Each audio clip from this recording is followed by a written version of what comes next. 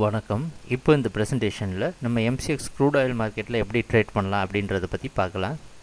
நீங்கள் இப்போ பார்த்துட்ருக்கிறது crude oil மார்க்கெட்டுடைய 1 மணி நேர சார்ட். அதாவது ஒவ்வொரு கேண்டில் ஸ்டிக்கும் இதில் ஒவ்வொரு மணி நேரத்தை குறிக்குது. எப்போல்லாம் இந்த கேண்டில் ஸ்டிக் மேலே இந்த கம்ப்யூட்டரோட கர்சரை வைக்கிறனோ அப்போ உங்களுக்கு அதோடைய டேட்டும் டைமும் கீழே தெரியுது.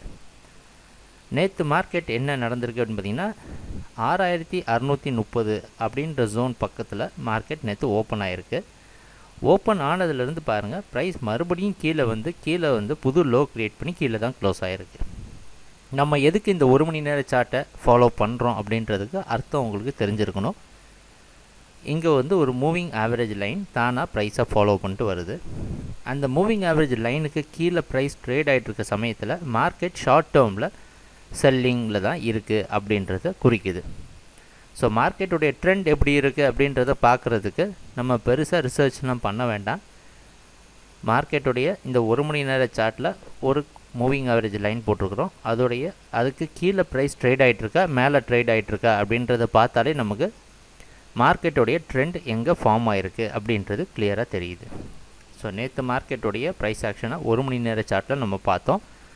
இப்போ அதோடைய கிராஸ் செக்ஷன், அதாவது 15 நிமிஷம் கேண்டில் ஸ்டிக்கில் டீட்டெயிலாக நேற்று என்ன நடந்தது அப்படின்றத பற்றி பார்க்கலாம். ஆனால் நேற்று நம்ம என்ன எதிர்பார்த்தோம் அப்படின்றது, க்ரூட் ஆயில் மார்க்கெட்டில் மறுபடியும் செல்லிங் கண்டினியூ ஆகும் அப்படின்றது தான் நம்ம நேற்று எதிர்பார்த்த விஷயம். இந்த இடம் தான் மார்க்கெட்டில் நேற்று ப்ரைஸ் ஓப்பனிங். நேற்று ஓப்பன் ஆனதும் அது முன்னாடி நாள் மார்க்கெட் க்ளோஸ் ஆனதும் ஒரே ஏரியாவில் இருக்குது. அப்படி இருந்தால் என்ன அர்த்தம் அப்படின்னா, நேற்று மார்க்கெட், அதாவது முந்தா நேற்று மார்க்கெட் 23ஆம் தேதியோட மார்க்கெட்டோட கண்டினியூஷன் மாதிரி தான் அப்படியே இருக்குது. அதையே அப்படியே தொடர்ந்து மார்க்கெட் நடந்த மாதிரி ஒரு அமைப்பு வந்திருக்கு. ப்ரைஸ் ஓப்பன் ஆனதுக்கு அப்புறமா இந்த இடத்துல கீழே வந்து கன்சால்டேட் ஆகிருக்கு. அது எந்த இடம்னு பார்த்தோன்னா 23ஆம் தேதி ஒரு லோ க்ரியேட் ஆனிச்சு பார்த்தீங்களா, அந்த இடத்துல இருந்து ப்ரைஸ் வந்து கொஞ்சம் கன்சால்டேட் ஆகி க்ளோஸ் ஆச்சு. அதே மாதிரி 23ஆம் தேதி நடந்த அந்த லோ பக்கமாக வந்து ப்ரைஸ் கன்சால்டேட் ஆகிருக்கு. ஆனதுக்கப்புறமா இங்கேருந்து ஒரு பவுன்ஸ் பேக் கொடுத்து நம்ம ரெசிஸ்டன்ஸ் லைன் 6560ன்னு போட்டிருக்க ரெசிஸ்டன்ஸை டச் பண்ண உடனே அங்கேருந்து செல்லிங் ஆரம்பிச்சிருக்கு. அதனால தான் அது பேர் ரெசிஸ்டன்ஸ். இந்த ரெசிஸ்டன்ஸ் லைனு டார்கெட் லைன்லாம் நம்ம முன்னாடியே வீடியோவில் மார்க்கெட் ஓப்பனிங் முன்னாடியே கொடுக்குற விஷயம். மார்க்கெட் ரன் ஆகிட்டு இருக்கப்போ எதுவும் சொல்கிறது கிடையாது. இந்த இடத்துலேருந்து செல்லிங் வந்ததுக்கப்புறம் மறுபடியும் இந்த ஜோன்லேருந்து கீழே வந்து முடியாமல் நம்மளுடைய இது முதல் டார்கெட்டாக நம்ம வச்சுருந்தது. அடுத்த டார்கெட் பாருங்கள் 6466 6466 அப்படின்ற ஜோன் தான் நெக்ஸ்ட் டார்கெட்டாக வச்சுருந்தோம். ஆனால் அது வரைக்கும் வரல. அதுக்கு முன்னாடியே ப்ரைஸ் கொஞ்சம் பவுன்ஸ் பேக் கொடுத்து 6500 அப்படின்ற இடத்துல ப்ரைஸ் க்ளோஸ் ஆகிருக்கு. இங்கே நம்ம நோட் பண்ண வேண்டிய விஷயம்லாம் பார்த்தோன்னா, ஓப்பனிங் வந்து முன்னாடி நாள் க்ளோசிங்கை விட பக்கத்துலேயே இருக்குது. நேற்று மார்க்கெட்டோட ப்ரைஸ் ஓப்பனிங்கும் அது 23ஆம் தேதியோட ப்ரைஸ் ஓப்பனிங் கம்பேர் பண்ணால் கீழே தான் ஓப்பன் ஆகிருக்கு. நேற்று மார்க்கெட் புதுசாக ஒரு ஹை க்ரியேட் பண்ணல. 23ஆம் தேதியோட ஹை பார்த்திங்கன்னா 6640 பக்கமாக இருக்குது. இங்கே 6570 பக்கமாக இருக்குது. ஸோ ஹையும் கம்மியாக இருக்குது. புது லோ ஒன்று க்ரியேட் ஆகிருக்கு.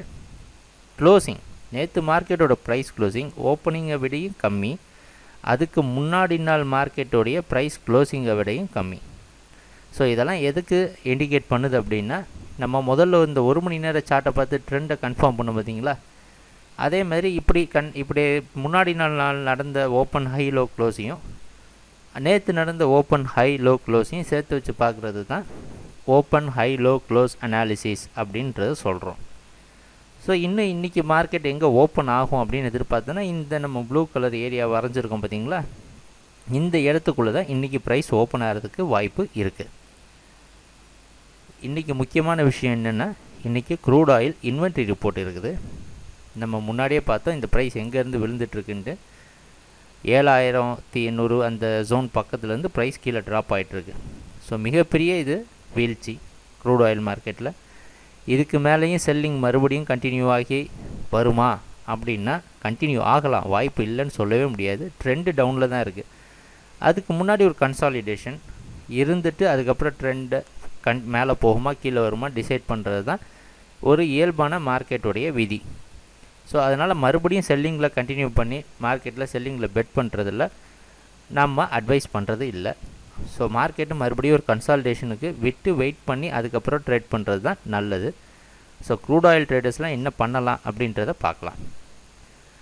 இந்த ஜோனை எதுக்கு ப்ளூ கலரில் மார்க் பண்ணியிருக்கிறோம் அப்படின்ற கேள்வி உங்களுக்கு வரும். ஏன் அப்படின்னா இந்த இடத்துல நிறைய பேர் ட்ரேட் பண்ண முயற்சி செஞ்சுருக்கிறாங்க. அதாவது கீழே விழுந்துட்டுருக்க ப்ரைஸை யாராவது நிப்பாட்ட ட்ரை பண்ணியிருக்கிறாங்க அப்படின்றது தான் அர்த்தம். அதனால தான் இங்கேருந்து இவ்வளோ தூரம் மேலே போயிருக்கு. இவ்வளோ மணி நேரம் ப்ரைஸ் ஏன் இங்கே நிற்கணும், இந்த இடத்துல ஏன் நிறைய தடவை கச்சாம்புச்சான்னு பார்த்தா இருக்குது அப்படின்றதுக்கு அர்த்தம் என்னென்னா, இந்த இடத்துல என்ட்ரி வந்து இருக்குது. யாரோ ஒருத்தர் இந்த இடத்துல ப்ரைஸை நிப்பாட்ட முயற்சி செஞ்சுருக்கிறாங்க. கடைசியாக இந்த முயற்சி பெரிய அளவுக்குள்ள பலன் கொடுக்கல. இருந்தாலும் அந்த இடத்துல ப்ரைஸ் நிற்கிது. மறுபடியும் வந்து இன்றைக்கும் ப்ரைஸ் அங்கே தான் ஓப்பன் ஆகிறதுக்கு வாய்ப்பு இருக்குது. ஸோ இந்த இடம் ஒரு முக்கியமான இடமா நம்ம ஐடென்டிஃபை பண்ணியிருக்கிறோம். இப்போ பையிங்க்கு ப்ரைஸ் போகணும் அப்படின்னா, இப்போ நம்மளை பொறுத்த வரைக்கும் என்ன, ஒரு என்ட்ரி ட்ரேடிங்கில் ஒரு என்ட்ரி எடுக்கிறோம் அப்படின்னா ஏதோ ஒரு காரணம் இருக்கணும் வாங்குறதுக்கோ விற்கிறதுக்கோ.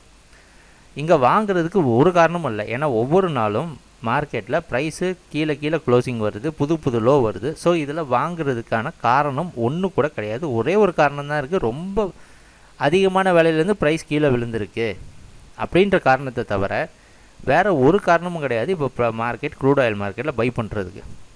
அதனால தான் சொல்கிறது ட்ரெண்டுக்கு அகென்ஸ்டாக ட்ரேட் பண்ணக்கூடாது அப்படின்ட்டு.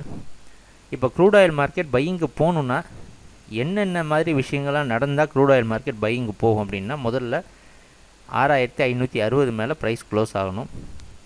இந்த நேற்று கீழே விழுந்துச்சு பார்த்திங்கன்னா, இந்த இடத்துல ரெசிஸ்டன்ஸ் எடுத்து இதுக்கு மேலே ப்ரைஸ் கண்டினியூஸாக ட்ரேட் ஆகிட்டு இந்த 6620 இதுக்கு மேலே ஸ்ட்ராங்காக ஒரு ப்ரைஸ் ஆக்ஷன் வரணும். வந்ததுன்னா இந்த ஜோனில் இருந்து இந்த இடம் நம்ம முன்னாடி மார்க் பண்ணியிருக்கோம் பார்த்திங்களா, முக்கியமான இடம் அப்படின்ட்டு 6700 அப்படின்ற இடத்த மார்க்கெட் வந்து தொட்டுட்டு இந்த இடத்துல மறுபடியும் ட்ரெண்டை டிசைட் பண்ணுவாங்க.